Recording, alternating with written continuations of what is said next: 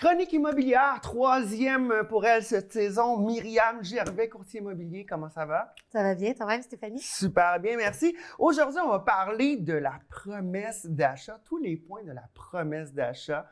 Terme du métier, la PA.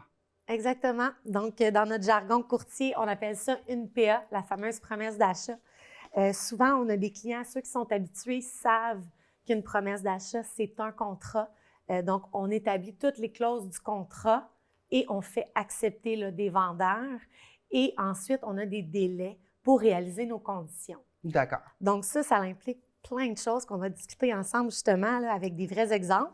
Parfait. Des exemples concrets de la vraie vie, là, qu'on voit sur le terrain là, à tous les jours, c'est ça? Exactement. Parfait, on y va. Donc, quand dans le fond, on visite un immeuble, des fois, on n'a pas la chance de le visiter. Souvent, dans les plex, on a un appartement sur 2, sur 3 qu'on peut visiter. Les autres sont conditionnels à une promesse d'achat acceptée. Mhm. Beaucoup d'acheteurs vont être un petit peu craintifs par rapport à ça parce qu'ils se disent, bien, on ne l'a pas vu, on ne peut pas faire un offre en conséquence de ce qu'il y a dans la propriété. Absolument. Il faut comprendre que la promesse d'achat, c'est vraiment un contrat où on s'entend sur des conditions et qu'on a des délais à respecter pour remplir ces conditions-là. Donc, une fois qu'on a mis nos noms, les noms du vendeur sur la promesse d'achat, que le courtier s'est identifié, qu'on a identifié l'immeuble avec la désignation cadastrale, donc le numéro de lot, Mhm. faut s'assurer qu'on vend le bon immeuble, bien Oui, sûr. évidemment. Hein, c'est vraiment la base Ça de la serait plate d'acheter le vérification. voisin. Exactement. Il y aurait des surprises quelque part. Ensuite, on établit un prix. Du prix, on dit si l'immeuble est taxable ou non. Donc, généralement, un immeuble neuf est taxable. Un immeuble usagé qui a déjà été habité ne sera pas taxable. Ah, d'accord. À moins qu'il y ait eu du commercial, de l'exploitation commerciale dans l'immeuble, ça pourrait avoir lieu de taxe. Ça pourrait avoir une incidence. Exact. Donc, ça, il faut voir avec son conseiller financier ou son courtier pour établir le tout sur notre propriété. Parfait. Ensuite, l'acheteur peut donner un acompte. Je n'irai pas plus loin dans les acomptes. C'est possible de donner un acompte, ce n'est pas obligatoire. D'accord. Ensuite, on va parler de la mise de fonds. Donc, le réglementaire sur du unifamilial, on parle de 5 % de mise de fonds, mais dans certains cas, on peut aller jusqu'à 10, 20, 35, même 40 % de mise de fonds. Dans du commercial, des multiplex, des trucs comme ça. Exact. Ça, c'est avec votre banque qu'on va voir ça. Parfait. On peut mettre plus que le 5 % aussi. Je n'irai pas dans les détails de ça. Ça sera pour toujours une autre possibilité. Voilà. chronique. Exactement. Là, c'est quoi la différence entre la mise de fonds de 5 % puis plus de 20 % On ira une autre fois. Parfait. Ensuite, on parle de nouvel emprunt hypothécaire s'il y a lieu. On parle aussi d'emprunt existant. Donc, si jamais on reprend l'hypothèque, c'est des choses qu'on va voir probablement dans les prochaines années. Ça, encore là, je n'irai pas dans les détails. C'est des successions, des trucs comme ça? Non, on peut aller avec une balance de prix de vente. Exemple, on achète, on donne un montant, puis on paye au vendeur la balance. Ouais. On le voyait très peu dans les années de surenchère et tout ça. Ouais. Mais comme là, on est dans un virement de marché, c'est des assumations d'hypothèque. Là, ça pourrait revenir. D'accord. Je ne rentrerai pas dans les détails parce qu'on en a pour 8 minutes suivre. juste à ça. Mais ça commence là, à se voir. Parfait. Ensuite, on se donne un délai pour le financement. On parle habituellement d'un 10 à 15 jours là, pour le financement. Ça peut aller jusqu'à 21 pour la banque, dépendamment des saisons. Parfait.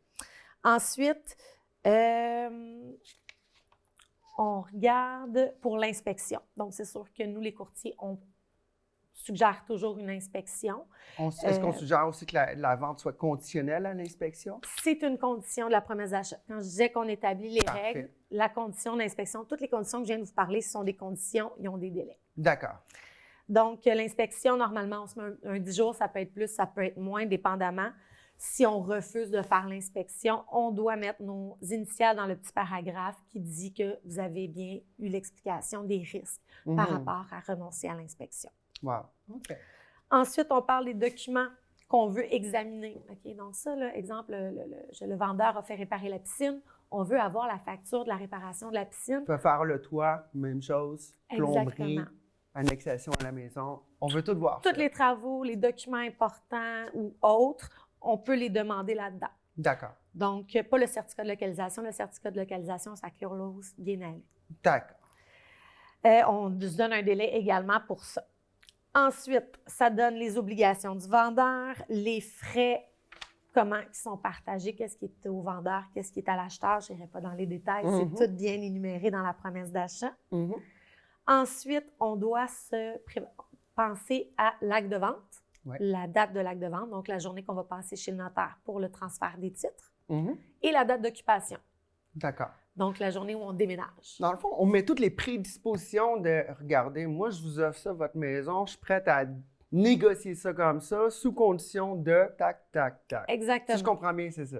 Et là, on arrive avec les inclusions, les exclusions. Est-ce qu'il y a un contrat pour le chauffe-eau, ces choses-là? D'accord. Ensuite, si votre courtier, si vous êtes bien accompagné par votre courtier, tout ce qui peut apparenter à l'immeuble, qui aurait besoin de vérification, c'est des annexes supplémentaires. D'accord. Ça ne fait pas nécessairement partie de la promesse d'achat. promesse. Exemple, une vérification de puits, une vérification de fosse septique, une vérification de garage. Toutes ces choses-là, c'est des annexes qui sont à côté, mais votre courtier est bien équipé pour trouver ce que vous avez besoin. Puis rapidement, comme il reste une minute, c'est un contrat qu'on se fait, là. C'est vraiment, écoute, c'est une promesse d'achat, mais c'est un contrat légal, en fait. Tout à fait. Et lorsque c'est accepté, on réalise les conditions. Une fois que les conditions sont réalisées, là, c'est acheté, vendu, et il reste juste à passer chez le notaire. Normalement, il n'y a pas d'autre chose qui pourrait canceller la vente. Parfait. Et puis, dans la vraie vie, est-ce qu'il y a des trucs particuliers là, qui te viennent à l'esprit, que c'est comme, hey, ça, c'est un petit cas que ça beaucoup de gens, là, en 30 secondes, si c'est possible. Au niveau des fosses septiques, les gens ont beaucoup peur des fosses septiques. Oui. Mais dépendamment des secteurs, des grandeurs de terrain, moi, je vous conseille fortement de faire évaluer la fosse septique par un professionnel. Il va vous dire, il vous reste combien de temps pour l'utiliser, combien de chambres, en quel état elle est, si on a la changer, qu'est-ce qu'on peut remettre, qu'est-ce qu'on ne peut pas remettre.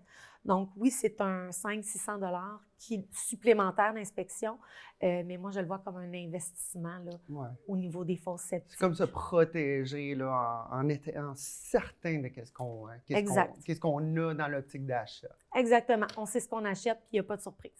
Parfait. Écoutez, à la maison, Myriam va revenir dans 2 semaines pour sa chronique bimensuelle. Pour les gens qui voudraient t'envoyer des questions, des commentaires, où est-ce qu'on te rejoint? Au remax@myriamgervais.com.